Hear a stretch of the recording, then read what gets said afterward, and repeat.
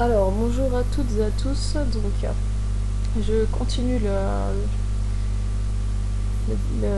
l'explication sur Photofiltre. Donc, en fait, quand, par exemple, vous voulez importer d'autres clés et que vous voulez pas vous embêter à détourer le blanc de la clé à chaque fois autour, il y a une autre possibilité de faire, donc je vais vous montrer.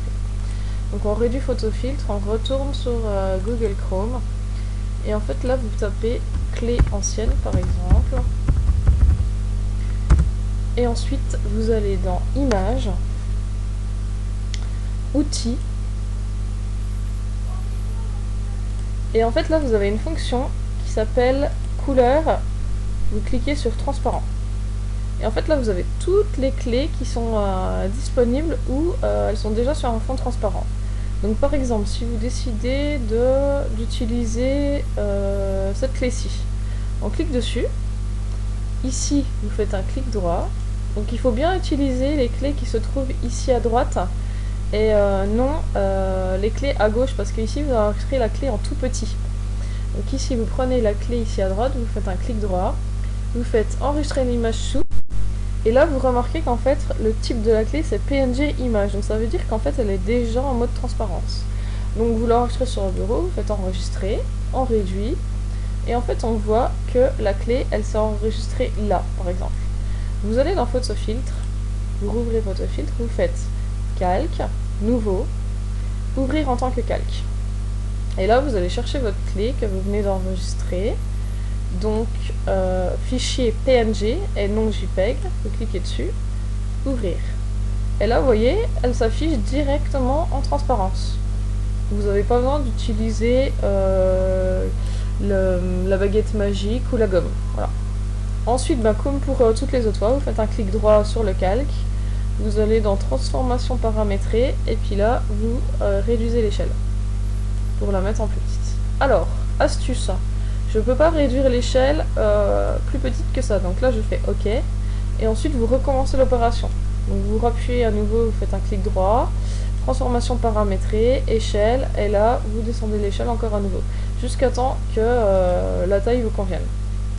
Donc là, vous continuez petit à petit de réaliser votre animal ou votre personnage en clé, petit à petit. Si jamais vous êtes bloqué, si le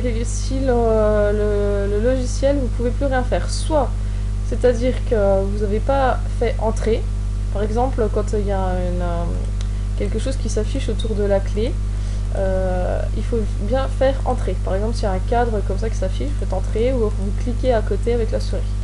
S'il y a un petit trait vert qui clignote, il faut faire sélection et normalement il y a écrit masquer la sélection. Donc ça c'est les outils principaux qu'il faut connaître quand vous êtes un petit peu bloqué. Pour bouger une clé, soit vous la prenez comme ça et vous la déplacez, voilà. Soit vous cliquez sur le calque voulu et vous voyez en fait il y a le petit carré autour de la clé qui s'affiche. Ça vous permet de savoir de quelle clé il s'agit. Voilà. Là, avec la souris, sur le petit bouton au milieu de la souris, vous pouvez le descendre, le monter, ça permet de zoomer et dézoomer dans l'image. Alors ça c'est important, par exemple si vous voulez bien zoomer sur vos clés, là, vous zoomez bien, comme ça permet d'être beaucoup plus précis. Ensuite, vous continuez à réaliser votre petit personnage ou votre animal, vous déplacez vos clés, vous les dupliquez, vous les mettez les unes à côté des autres. Vous avez le droit de prendre différentes clés, comme vous pouvez prendre aussi la même clé. On va éviter de couper les clés. Si vraiment vous avez besoin de les couper, vous les coupez, mais si vous pouvez éviter, évitez-le.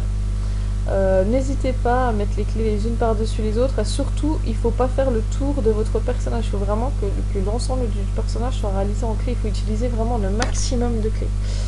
Donc voilà, je vous laisse continuer le travail. Je vous ferai une autre vidéo avec l'animal ou le personnage terminé pour que vous puissiez voir à quoi cela ressemble éventuellement.